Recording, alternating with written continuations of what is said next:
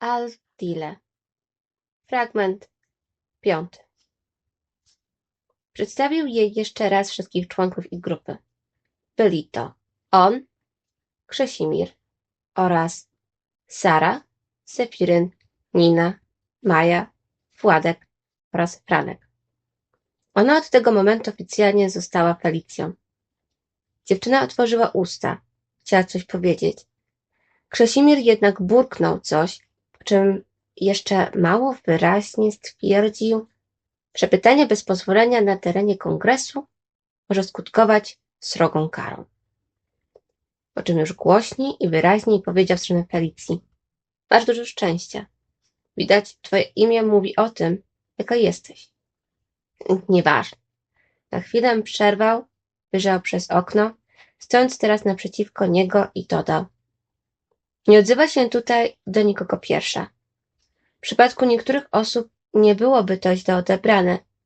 Inni uznaliby cię za niewychowaną, ale są tu też istoty, dla których takie zachowanie to obraza.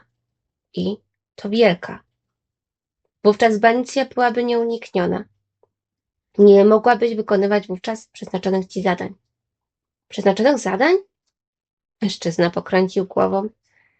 Westchnął, po czym kontynuował swój monolog, jakby nigdy Felicja nie przerwała. Znajdowali się w siedzibie tak zwanego kongresu. Nazwa tej fortecy wzięła się od zebrań, które od dawna tu przeprowadzano. Później stało się ono siedzibą stałej rady i wielu z nią związanych istot. Jej członkami byli zarówno ludzie związani z jakąś grupą, jak i tak zwani libre, którzy byli obdarzeni największym szacunkiem. Uważano, że nie są stronniczy w swych osądach. To miejsce zamieszkiwane było również przez różnych wieszczy, wróżbitów czy jasnowidzów, do których członkowie różnych grup przychodzili po radę.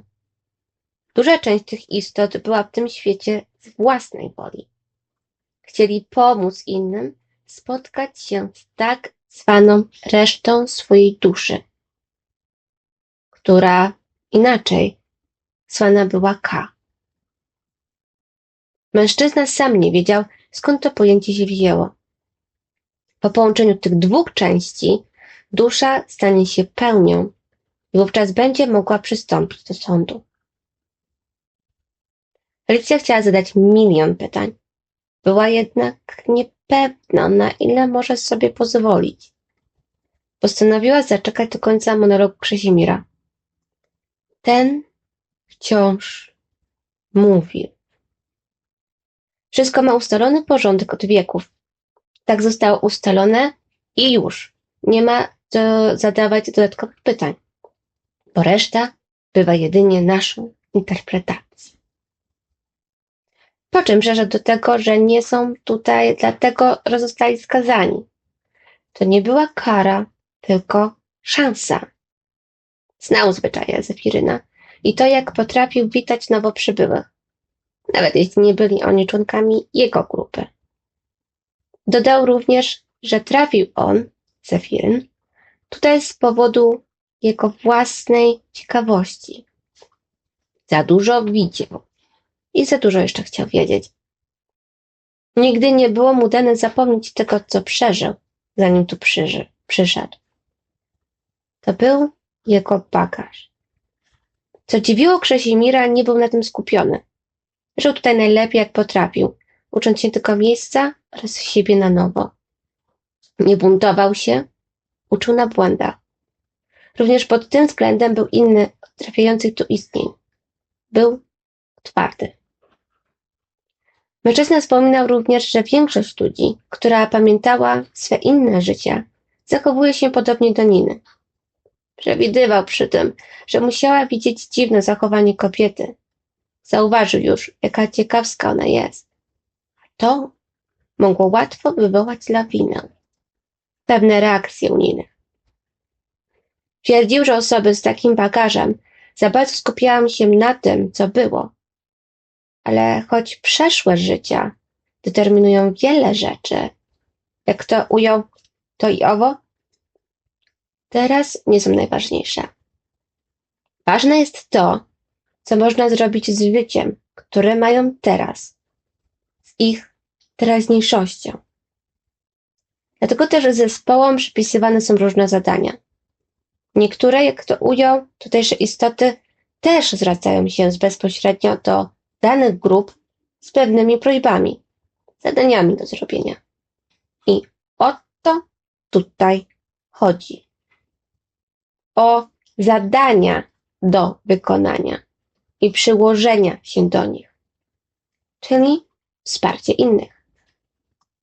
A reszta to sprawa drugorzędna. Mówił jeszcze przez dobre kilka minut. Następnie zaprowadził nową członkinię jego grupy do pomieszczenia, które przez przeszło miesiąc miało być jej pokojem, miejscem do spania i spędzania czasu na osobności. Po zakończonych zadaniach ktoś z grupy miał po nią przyjść. Mijały jednak dni od wyznaczonego terminu, jednak nikt nie przychodził. Podobno sprawy się komplikowały i dochodziły nowe wyzwania. Przynajmniej tak twierdził Krzesimir. Choć podobno również Sara należała do kongresu, przez cały swój pobyt tutaj Felicja nawet z daleka nie miała okazji jej zobaczyć. Widziała tu jednak wiele różnych postaci. Jednych obdarzonych większym szacunkiem, innych mniejszym. Wszystkie jednak odgrywały swoją rolę i były na swój sposób niezbędne, by wszystko mogło iść tak, jak zakładał tego tak zwany wyższy plan. Ostatnimi czasy, jak usłyszała, więcej osób niż zazwyczaj trafiało do tego świata. Miało to wynikać z niepokojów, jakie miały panować w różnych światach.